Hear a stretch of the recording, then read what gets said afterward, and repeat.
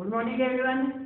अपना second chapter है, ये चल रहा है। इस चैप्टर के अंदर आपका पीएच का दैनिक जीवन में महत्व है।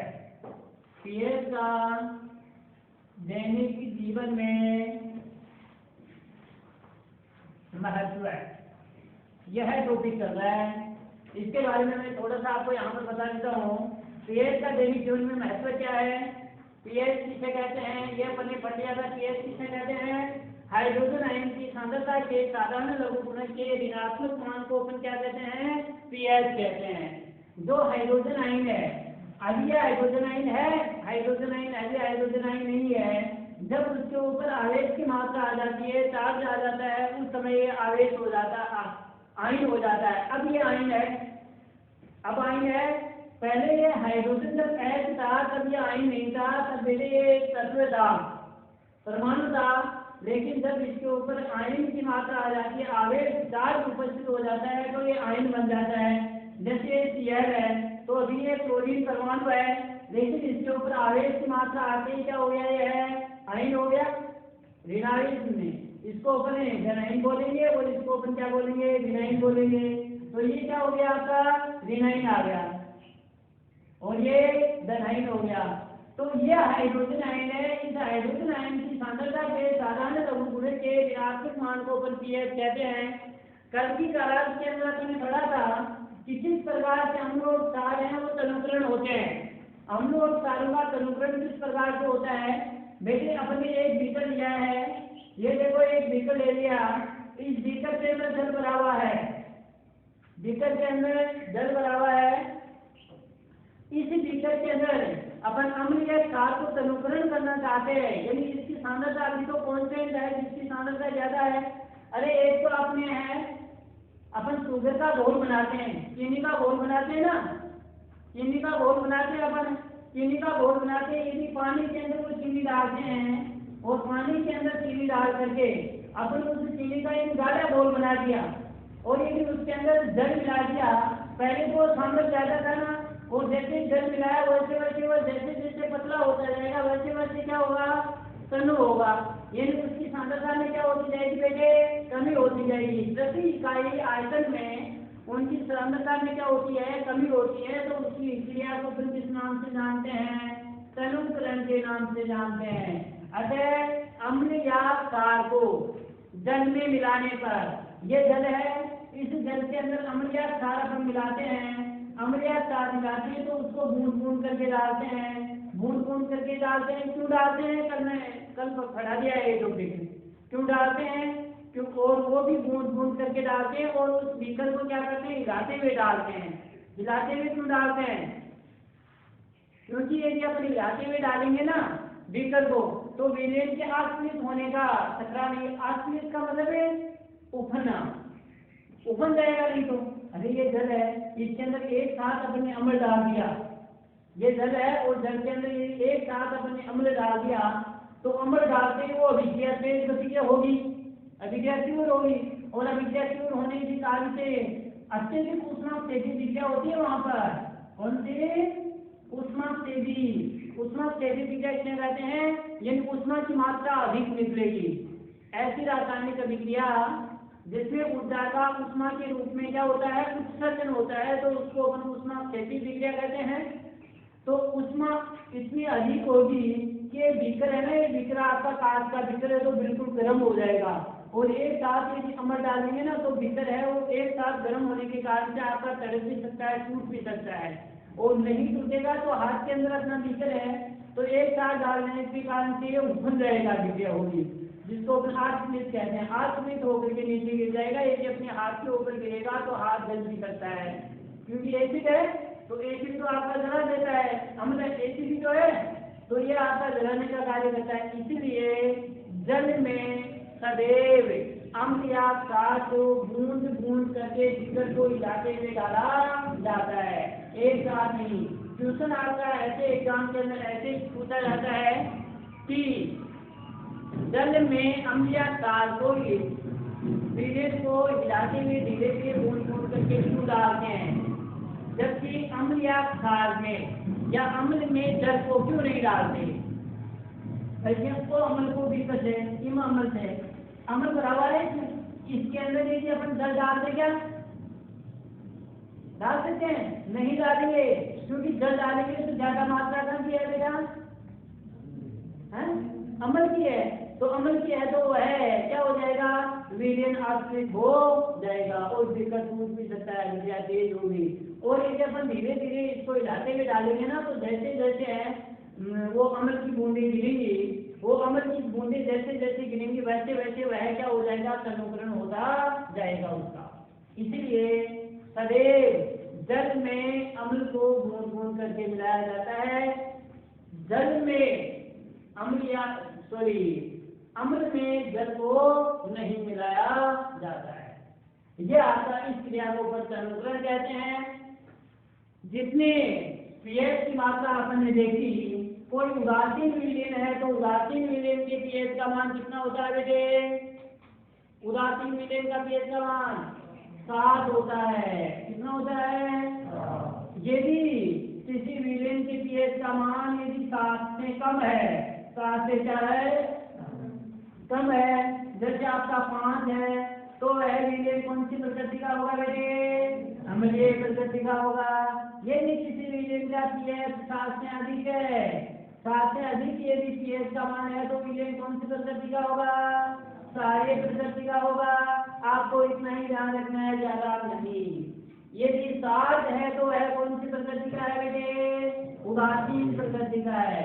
7 से कम है इसका मतलब अम्लीय प्रकृति का है, 7 से अधिक है इसका मतलब क्षारीय प्रकृति का है। किसका है? क्षारीय प्रकृति का है। तो इस प्रकार से आपको ध्यान रखना है थोड़ा सा। यदि मैंने 2 बीकर लिए, क्वेश्चन ऐसे ही पूछा रहेगा, एग्जाम में क्वेश्चन ऐसे ही पूछा रहेगा कि 2 बीकर हैं, एक बीकर ए है, दूसरा बीकर बी है। एक बीकर के अंदर 2 विलयन है, उस विलयन का पीएच है वो आपका 5.2 है, और बी बीकर के अंदर विलयन है उसका है 7.2 है। तो कौन से बीकर का विलयन है जिसकी अम्लीयता का गुण ज्यादा होगा? कौन सा बीकर है जिसकी बेटे अम्लीयता का गुण ज्यादा है? बताओ, ए वाला या बी वाला? ए वाला। क्योंकि ए वाला में अधिक अम्लीयता का गुण क्यों है? क्योंकि जितनी ज्यादा पीएच का मान कम होगा वह उतने ही ज्यादा अम्लता को प्रदर्शित करता है, और जितने ज्यादा पीएच का मान क्या होगा? अधिक होगा, वह क्षारकता को प्रदर्शित करता है। ये इतनी बात ध्यान रखनी है। यानी जैसे इस विलयन का पीएच 5.2 है और इसका 2.2 है, तो इसमें अम्लीयता का गुण कौन सा विकल्प प्रदर्शित कर रहा है? बी वाला। क्योंकि बी वाले का पीएच का मान कितना है बेटे? 2.2 ही है, और ए वाले का 5.2 है। इसलिए जो बी वाला विकर है उसने अधिक अम्लीयता का गुण प्रदर्शित करता है बजाय किसके? ए वाले विकर के, बजाय किसके? ए वाले विकर के। बस ये इतना सा थोड़ा सा ध्यान दे रहा है कि पीएच क्या है। अब अपन कल पढ़ रहे थे, कल अपन ने ये भी पढ़ लिया था कि यदि प्रबल अम्ल है और प्रबल क्षार है, दोनों प्रबल है, प्रबल एक तो अम्ल है और प्रबल एक क्षार है, इनसे मिल करके यदि जो लवण बना है उस लवण का पीएच क्या होगा? उदासीन प्रकृति का होगा। प्रबल अम्ल किसने कहते हैं? वे अम्ल जो अधिक संख्या के अंदर हाइड्रोजन आयन देते हैं। किताब में मिलेगा, वे अम्ल जो अधिक संख्या के अंदर क्या देते हैं? हाइड्रोजन आयन देते हैं, उसको तो क्या कहते हैं? प्रबल अम्ल। और वे अम्ल जो कम संख्या के अंदर हाइड्रोजन आयन देते हैं उसको क्या कहते हैं बेटे? जो कम संख्या के अंदर हाइड्रोजन आयन देते हैं क्या कहलाता है? दुर्बल अम्ल। प्रबल अम्ल, दुर्बल अम्ल। और जो अधिक संख्या के अंदर क्षार किसे कहते हैं? जो अधिक संख्या के अंदर वे क्षार जो जले विलयन में या अधिक संख्या के अंदर OH विनाइन आयन देते हैं, OH विनाइन हाइड्रोक्सिल आयन देते हैं, तो उसको तो क्या कहते हैं बेटे? क्षार। दुर्बल प्रबल क्षार। भाई प्रबल का मतलब है जो अधिक संख्या के अंदर क्या देते हैं? OH आयन देते हैं, प्रबल क्षार कहलाते हैं। और दुर्बल क्षार वे क्षार जो कम संख्या के अंदर क्या देते हैं? OH विनाइन आयन देते हैं, क्या कहलाते हैं? दुर्बल क्षार कहलाते हैं। समझ में आ गई ना बात? अब ये मान लो परवली तो अम्ल है प्लस परवली क्या है बेटे क्षार है, दोनों के अंदर आपस में अभिक्रिया हो रही है। भाई परवली तो क्या है अम्ल है और परवली क्या है बेटे क्षार है, और दोनों में अभिक्रिया करके दोनों आपस में अंदर अभिक्रिया करके जो लवण बनाएंगे उस लवण का पीएच क्या होगा है? उदासीन होगा। दोनों ही परबल परबल हैं, अरे दोनों ही परबल परबल हैं, दोनों ही परबल परबल होंगे तो क्या बनेंगे हैं? अरे दो जवान है और दो जवान आपस में भी झगड़ रहे हैं और दोनों में ताकत क्या है बिल्कुल बराबर है समान है, तो दोनों झगड़ेंगे, नुकसान किनका होगा दोनों का बराबर होगा। तो एक समय ऐसे हो जाएगा कि दोनों शांत हो जाएंगे, भाई अपन है और क्यों लड़ रहे हैं, अपन को नुकसान तो अपने का दोनों का हो रहा है, तो इन दोनों ही क्या हो गए बेटे उदासीन हो गए। तो इस क्रिया को अपन जैसे परवल अम्ल का एग्जाम्पल कोई HCl है परवल अम्ल है प्लस परवल क्षार NaOH है सोडियम हाइड्रोक्साइड है, यह आपका परवल क्षार है, यह आपस के अंदर अभिक्रिया करके लवण बनाएंगे NaCl सोडियम क्लोराइड प्लस जल का अनुमान होगा, ये लवण बना है। इस लवण का पीएच कितना होगा बेटे परवल अम्ल और परवल क्षार आपस में मिलकर के कितना अनुमान करते हैं NaCl का, और ये लवण बना है, इस लवण का पीएच क्या होगा बिल्कुल उदासीन होगा, यानी उदासीन का मतलब है 7 होगा, इसके पीएच का मान कितना होगा 7 होगा। समझ में आ गई बात। यदि मानो परवल अम्ल है तो क्षार क्या है बेटे दुर्बल है, क्षार क्या है दुर्बल है, भाई परवल अम्ल है और दुर्बल क्षार है, तो यह आपस के अंदर अभिक्रिया करके किसका अनुमान कर रहे हैं लवण का, जो लवण बनेगा उसके पीएच का मान कितना होगा 7 से कम हो गया। देखिए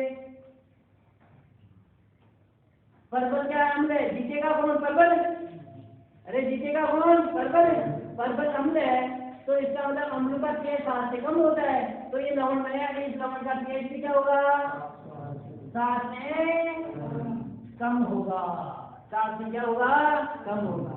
यदि मानो अम्ल तो क्या है बेटे दुर्बल है और क्षार क्या है परबल है, क्षार क्या है परबल है, भाई दुर्बल अम्ल है परबल क्षार है और इनसे यदि लवण बना है तो इस लवण का पीएच कितना होगा जीतेगा कौन परबल वाला, तो इसका मतलब लवण का पीएच कितना होगा बेटे 7 होगा, कितना 7 से अधिक, 7 नहीं 7 उदासीन 7 से अधिक, और 7 से अधिक कितना तक होता है 14 तक, साल का पीएच कितना होता है 14 तक होता है। तो ये था अपना पीएच का महत्व।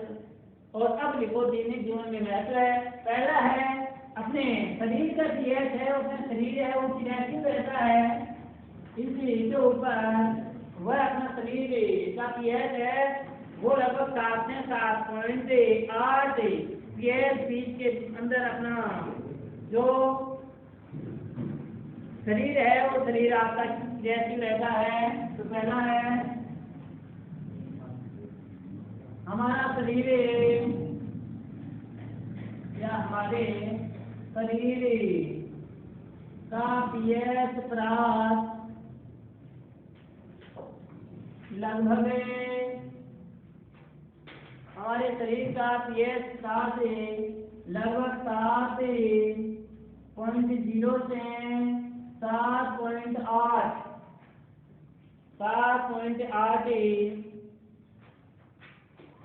के बीच होता है। ये 7 कितना होता है बेटे 7 से 7.8 के बीच होता है। इसे अधिक में भी इस पीएच 7 के अंदर अपना शरीर है वो सही संतुलित प्रकार से कार्य करेगा। यदि कम हो जाता है तो भी नुकसान है और अधिक हो जाता है तो भी नुकसान है।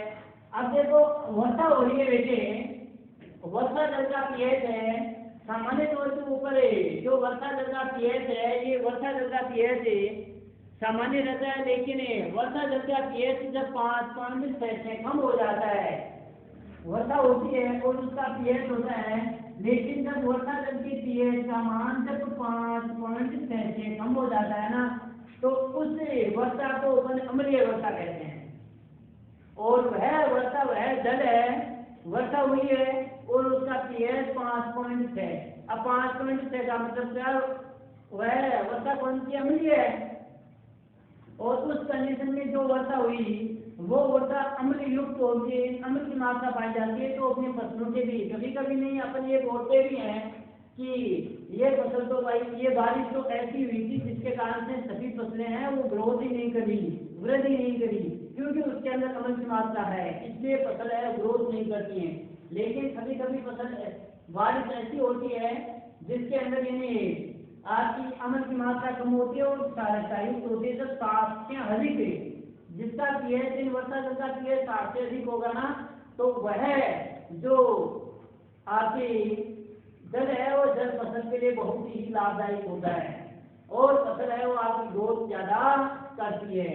तो वर्षा जल का पीएच अम्लीय वर्षा किसे कहते हैं, क्वेश्चन पूछा जाता है।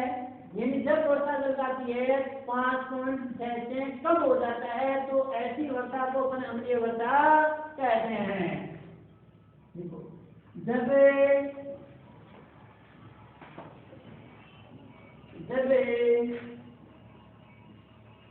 वर्षा जल का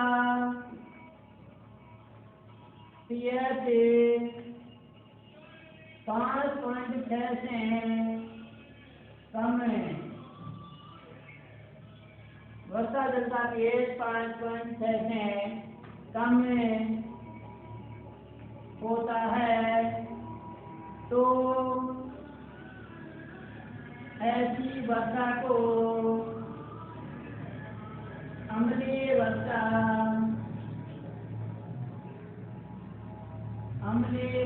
कहते हैं। यानी बेटे वर्षा जल का पीएच कितना होता है, कितना होता है, 5.6 से कम होता है, तो इस प्रकार की वर्षा को अपन अम्लीय वर्षा कहते हैं। और यह वर्षा जल हुआ, अब ये वर्षा अपनी हुई तो ये वर्षा नालों के रूप में बहते हुए किसके अंदर मिली, नदियों के अंदर, नदियों के द्वारा जलीय स्रोत के अंदर मिलती है। यदि अम्लीय जलीय स्रोत के अंदर मिला तो जलीय स्रोत के अंदर तो आपके जलीय जीव तो पाए जाते हैं, मछली पाई जाती है, जलीय जीव और भी पाए जाते हैं। तो अम्लीय वर्षा, जैसे अम्लीय वर्षा का जल उसके अंदर मिलता है तो वहाँ जो जलीय जीव हैं उनको क्या होते हैं, नुकसान पहुंचता है, उनके नष्ट होने का खतरा, और वो मरते भी हैं। इसी साथ ही फसलों को तो नुकसान होता ही है, फसलों के अलावा अपने जो भवन है ना, भवन का रंग भी है वो आपका बदरंग हो जाता है, इसके कारण से इस अम्लीय वर्षा के कारण।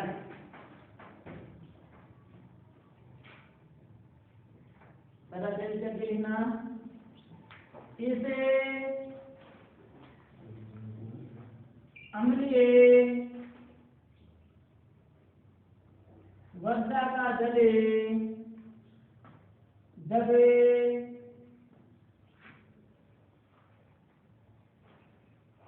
नदी में मिलता है तो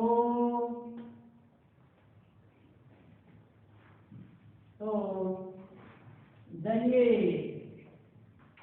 स्रोत में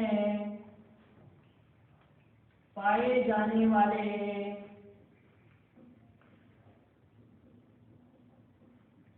जीवों का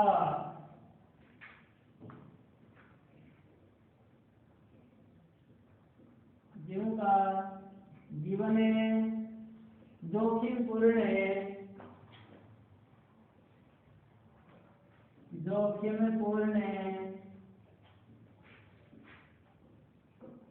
होता है। यानी कि जीवों का जो जीवन है वो आपका जोखिमपूर्ण होता है, मरने का खतरा रहता है। ये स्वाभाविक सी बात है, मरने का खतरा भी इससे आपका अधिक होता है।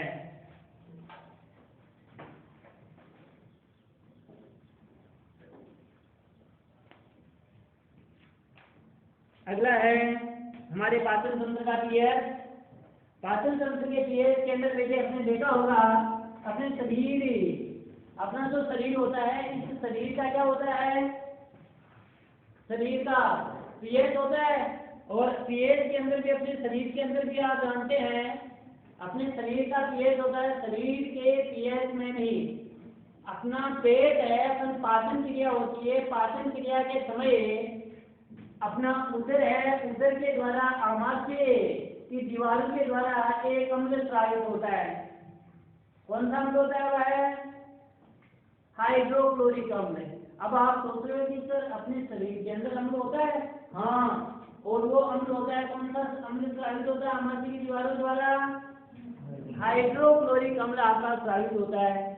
जब अपने पेट में, उदर में इस हाइड्रोक्लोरिक अम्ल की मात्रा यदि अधिक होती है, हाइड्रोक्लोरिक अम्ल है वो आपका अधिक मात्रा में स्रावित होती है, तो उस समय पेट के अंदर यानी अपच की स्थिति हो जाती है। अपच के साथ ही पेट के अंदर दर्द होने लग जाता है और जलन होती है। कभी कभी अपने ये कहते भी है ना कि खट्टी खट्टी अधिकारियां आ रही हैं, आती है ना, वो खट्टी क्यों आती हैं? कभी आपने सोचा कि जो डकार आती है वो खट्टी क्यों आती है? खट्टी वो इसलिए आती है क्योंकि अपने शरीर के अंदर एसिडिटी हो गई है, और कई भाषा में ऐसे लोग बोलते हैं कि एसिडिटी हो गई भाई, और एसिडिटी हो गई कि इनो लेकर क्या हो, और दुकान से इनो मंगवाते हैं और इनो मंगवा करके फिर उसको पीते हैं। जैसे ही पीते हैं, पीने के बाद में तुरंत रिलीफ मिल जाता है, आराम हो जाता है। क्यों क्यों हुआ ऐसा? ऐसा इसलिए हुआ क्योंकि जो बढ़ी हुई अपने शरीर के अंदर अम्ल की मात्रा जो बढ़ी हुई थी, वो बढ़ी हुई अम्ल की मात्रा को जो अपन ने पिया है, इनो पिया है, वह एक दुर्बल सार का कार्य करेगा। तो जो ये अम्ल की मात्रा बढ़ी हुई है, जैसे अपने दुर्बल अम्ल लिया है, दुर्बल अम्ल पिया, तो पीने के बाद में दुर्बल अम्ल जो बढ़ी हुई अम्लता की मात्रा है ना, उस अम्लता की मात्रा को क्या कर देता है बेटे? कम कर देता है। और कम कर देगा तो बिल्कुल अपना शरीर है वो सामान्य हो जाएगा, फिर कच्ची डकारें नहीं आएंगी और आपकी उमड़ भी नहीं होगी, पेट में जलन भी नहीं होगी। ऐसी कंडीशन सामान्य तौर के ऊपर उन व्यक्तियों की होती है जिनका पाचन सिस्टम है वो सही तरीके से कार्य नहीं करता है, उनके शरीर के अंदर ऐसी स्थिति होती है। तो अपना उदर है, अपने पेट के द्वारा एक अम्ल स्रावित होता है, उस अम्ल को अपन एसिशियल अम्ल कहते हैं, हाइड्रोक्लोरिक अम्ल कहते हैं। लेकिन जब अधिक मात्रा में हाइड्रोक्लोरिक अम्ल स्रावित होता है तो अपच की स्थिति हो जाती है। अपच की स्थिति हो जाएगी, पेट में जलन और दर्द का अनुभव होता है, और इस दर्द और जलन को कम करने के लिए अपन, जैसे मैंने बोला, इंडो कुछ एंटी एसिड औषधियों का उपयोग है वह हमें करते हैं। एंटी एसिड औषधियों के अंदर जैसे आपका खाने का सोडा, खाने के सोडे को अपन मीठा सोडा के नाम से भी जानते हैं। मीठा सोडा जानते हो ना, इंडो आप कहते हैं जिसको, जिसका सूत्र होता है NaSCO3, सोडियम बाइकार्बोनेट, जिसको खाने का सोडा या मीठा सोडा के नाम से भी जानते हैं। दूसरा, मिल्क ऑफ मैग्नीशिया का उपयोग किया जाता है। मिल्क ऑफ मैग्नीशिया किसे कहते हैं? मैग्नीशियम हाइड्रोक्साइड, MgOH का होल ट्वाइस का अपन उपयोग करते हैं, जिसके कारण से जो बढ़ी हुई अम्लता की मात्रा है, वह बढ़ी हुई अम्लता की मात्रा बेटे क्या हो जाती है? कम हो जाएगी, और अपना शरीर है बिल्कुल आपका सही हो जाएगा, स्वस्थ हो जाएगा। कभी कभी आपने ये भी देखा होगा कि अपनी मधुमक्खी काटती है, मधुमक्खी काटती है या जो कांटे वाला है काटता है ना, तो अपने को क्या होती है? जलन महसूस होती है, और दर्द महसूस होता है। क्यों? कभी आपने सोचा कि ये काटा है लेकिन अपने को दर्द क्या हुआ? क्यों हुआ? क्योंकि बेटे इसके अंदर क्या है? उसके डंक में अम्ल पाया जाता है। मधुमक्खी है ना, उसके डंक में अम्ल पाया जाता है। जैसे अपने त्वचा को काटे, तो मधुमक्खी काटने के दौरान क्या हुआ? वह डंक, उसके अम्ल में, उसके डंक में मेथेनोइक अम्ल पाया जाता है। कौन सा अम्ल पाया जाता है? मेथेनोइक अम्ल पाया जाता है। जैसे ही काटी तो मेथेनोइक अम्ल अपने त्वचा के अंदर प्रवेश कर गया। अम्ल है तो अम्ल तो अपनी क्रिया करेगा। यदि उसी कंडीशन के ऊपर है, यदि आपके पास मीठा सोडा है और मीठा सोडा यदि थोड़ा सा वहां पर अपन ने लगा लिया, तो क्या है? तो अम्ल की मात्रा बढ़ी ना, यह एक दुर्बल सार की भांति कार्य करता है, और बढ़ी हुई अम्लता की मात्रा को कम कर देगा, और अपनी जलन है बिल्कुल आपकी क्या हो जाएगी? कम हो जाती है। तो कुछ अपने जैसे कुछ एक आपके पादप भी है, जैसे नेटल का डंक है, पादप है, पादप भी आपके अम्ल स्रावित करते हैं। जैसे नेटल है उसके अंदर भी मेथिनोइक अम्ल स्रावित होता है। ये मेथिनोइक अम्ल जैसे उसका कांटा जैसे ही अपने चुभता है तो चुभने के दौरान क्या होता है, तुरंत अपने को जलन महसूस होती है, क्योंकि उसके अंदर अम्ल है। और अम्ल कौन सा है, मेथिओनिक अम्ल है। तो अपना उधर का केस है, उधर का केस है, ये भी आपका लगभग HCl अपने अम्ल स्रावित करता है।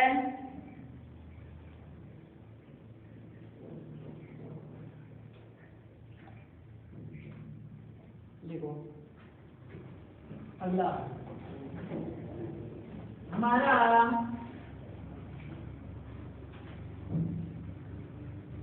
उधर HCl हाइड्रो क्लोरिक अम्ल, हाइड्रोक्लोरिक अम्ल स्रावित करता है।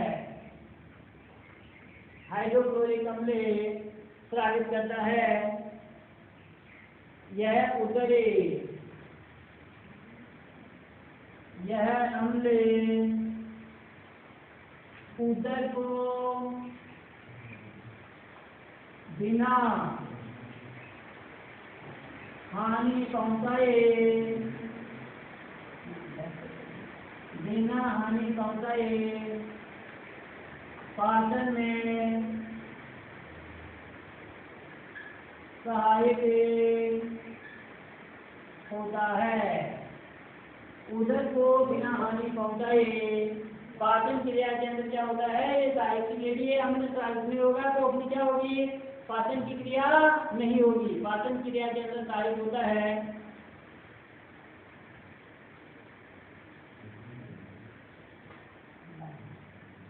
जब हमारा उदर अधिक मात्रा में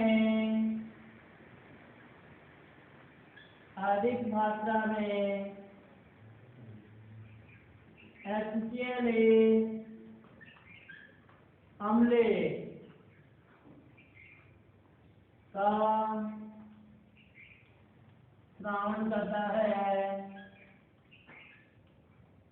स्रावन करता है तो FS की स्थिति बन जाती है। FS की स्थिति बन जाती है जब अधिक मात्रा में अम्ल को स्रावित करता है। तो इसके कारण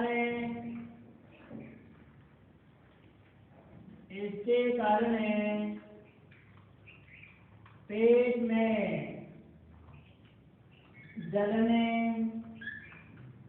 व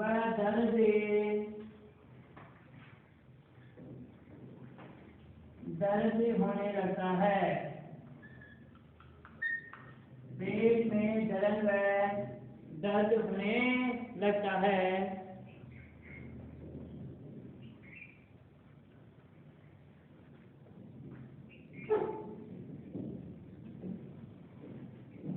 इस आपत्ति से बचने के लिए कुछ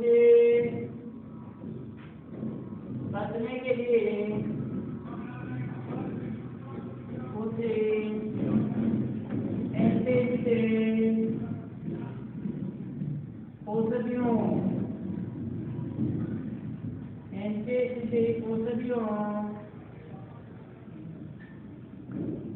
को प्रयोग किया जाता है। इसके कारण से जो बढ़ी हुई अम्लता की मात्रा है वो बढ़ी हुई अम्लता की मात्रा क्या हो जाती है बेटे, कम हो जाएगी। एंटीएसिड औषधियों का उपयोग किया जाता है।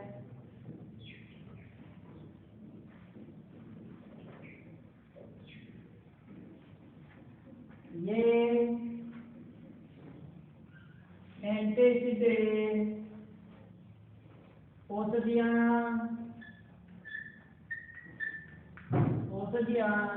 बढ़ी हुई अम्लता की मात्रा को बढ़ी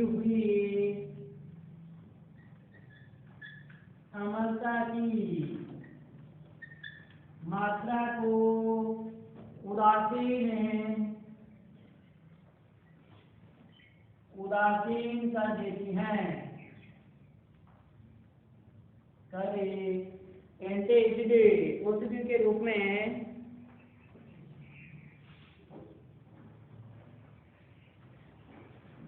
इन एंटी एसिड औषधि के रूप में दुर्बल साधकों का उपयोग किया जाता है।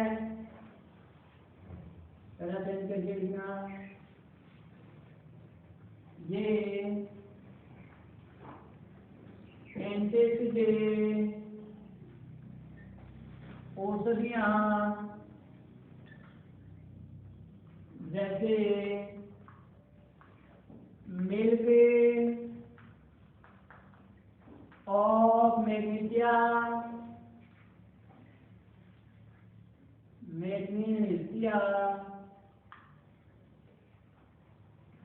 जिसका सूत्र है क्या है बेटे, MgOH का होल ट्वाइस।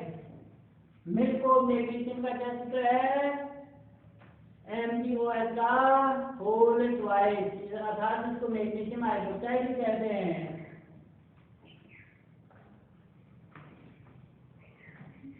मिल्क और मैग्नीशिया जैसे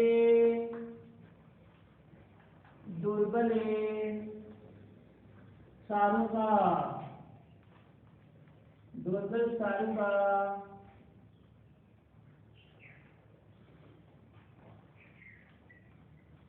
उपयोग किया जाता है।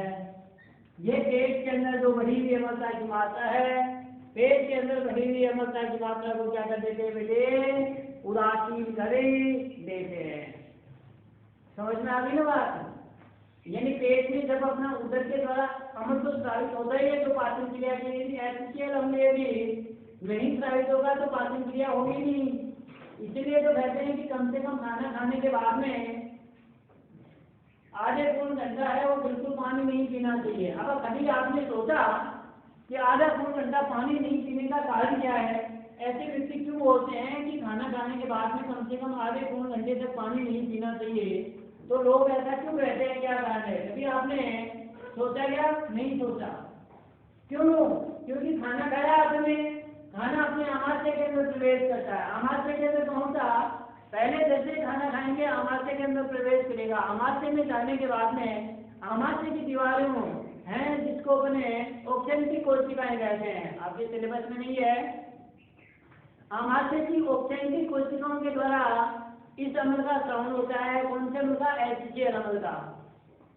अब भोजन खा लिया, भोजन थैली के अंदर है, आमाशय की थैली तो आप जानते हो ना, यह है आमाशय की थैली। इस प्रकार की आमाशय की ये थैली है। जैसे अपन भोजन खाते हैं पूरा इस आमाशय के अंदर थैली से अंदर आकर के इसका हो जाता है। कई लोग नहीं देखेगा, जैसे भोजन खाते हैं तब तो उनका पेट है बिल्कुल सपाट रहता है, लेकिन कोई यदि खाना खाना शुरू कर देते हैं और भरपेट खा देते हैं और फिर उनका पेट आपने देखा होगा आगे की तरफ आ जाता है, क्योंकि आमाशय की थैली है। तो थैली है वो क्या हो जाती है, जैसे जैसे भोजन गिरेगा वैसे वैसे क्या होती जाएगी, टूटती जाएगी। सभी के अंदर नहीं होता है, लेकिन कुछ लोग ऐसे हैं जो अपने शरीर का मेंटेन रखते हैं, ज्यादा मोटापा नहीं है, हेल्थी हैं, तो उनके देखा होगा वो चाहे खाना खाओ या मत खाओ, खाना खाने के पहले भी उनका पेट ऐसा ही रहता है और खाना खाने के बाद में भी कोई फर्क नहीं पड़ता है। क्यों? क्योंकि उनके आमाशय की है, आमाशय की दीवारें हैं बेटे, जगह नहीं छोड़ती। जैसे गुब्बारा होता है, ठीक गुब्बारा ही है, गुब्बारा होता है, गुब्बारे को अपन फुलाते हैं, फुलाते वक्त एक बार तो अपने को क्या करता है, क्या करना पड़ता, थोड़ा दिखता है ना फुलाने में, लेकिन जैसे वो फूलना लग जाता है तो उसके बाद में जल्दी से फूल जाता है। क्यों? कभी आपने सोचा कि क्यों फूला है? यही कारण है।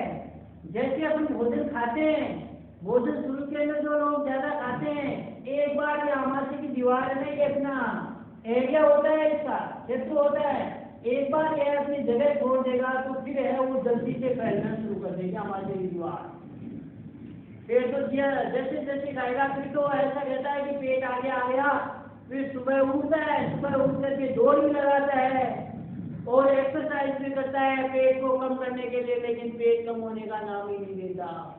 क्योंकि ये ध्यान है वो पहले रखना चाहिए था कम तो होता है लेकिन फिर और स्वाभाविक की बात कई लोग ऐसे कहते हैं कि भोजन है वो ज्यादा खाने से थोड़ा जाता है। निश्चित है बेटे 100% है जिसके उधर है पेट है वो आगे आ रहा है, इसका मतलब है वो व्यक्ति है वो भोजन की मात्रा है वो ज्यादा खा रहा है। ज्यादा खाएगा, अरे ज्यादा खाएगा तभी तो पेट आगे आएगा, बिना खाए कैसे आगे आ जाएगा। यदि भोजन नहीं खाएगा तो अंदर, लेकिन ज्यादा उसने खाया है अब नहीं खा रहा है तो पेट ज्यादा आ गया तो उसको कम करने के लिए नहीं खा रहा, लेकिन पहले तो खाया ना, तो पहले तो फूला हुआ है। अब तो जैसे अपनी जगह के ऊपर है वो टाइम से आएगा, ऐसे नहीं कि तुरंत एक ही दिन के अंदर वो कम हो जाएगा। तो अपने यहाँ पे ये आमाशय है, इस आमाशय की मैंने अभी की कौन सी कोशिकाएं स्टार्ट कर दिया है हमने, ऑक्सीजन की कोशिकाएं।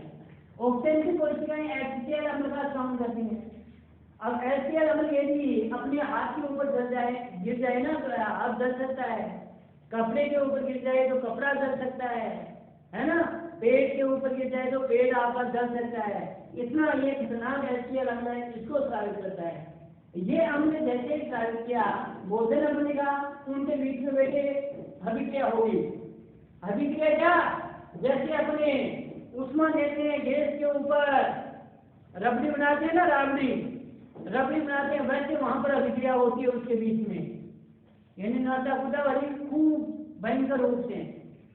यदि अपने जल पी लिया तो गर्म, वहां पर अभी तो गर्मी है और फिर वो तो ठंडी हो गई तो अभिक्रिया हुई नहीं, पाचन क्रिया संपन्न नहीं हुई।